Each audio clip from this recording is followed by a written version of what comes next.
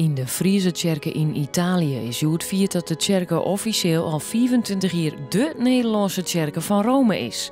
John Jorritsma, commissaris van de Koning van Friesland, is het bij de feestelijke mis aanwezig. Oud-pastoor Jan Romkes van der Wal had al die jaren nauw belutsen west bij de Friese Tjerke. Hij volgt de viering thuis, in Frenscher op de televisie. Hij weet een soort hoe de skiernis.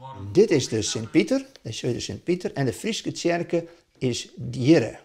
Zo, in de voortuin van Sint-Pieter, van de paus. Dus een daaldersplakje, om zo maar te zeggen. De Tjerke is in principe al uit zo rond 300, 400, maar er al in je west hebben, dicht bij het graaf van Petrus. Later is die Tjerke vergrutten nadat er een grote ramp was, een pestziekte, en die was gang oer. En toen hebben ze een aantal Michael-Tjerken gebouwd en daarvan is de Friese Tjerke één. In de 9e eeuw kregen de Friesen de Tjerke als belening van Karel de Grutte. Toen was er een opstand van de Romeinen in de paus. En toen had Karel de Grutte zijn leger eigenlijk om dat ze de paus helpen moesten. En toen hadden de Friesen ik mooi de paus uit zijn benaarde positie bevrijd.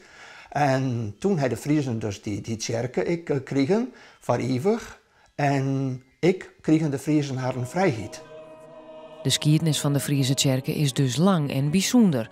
Toch wordt het viert dat het nu 25 jaar de officiële Nederlandse Tjerke van Rome is. Maar waarom net de Frieske?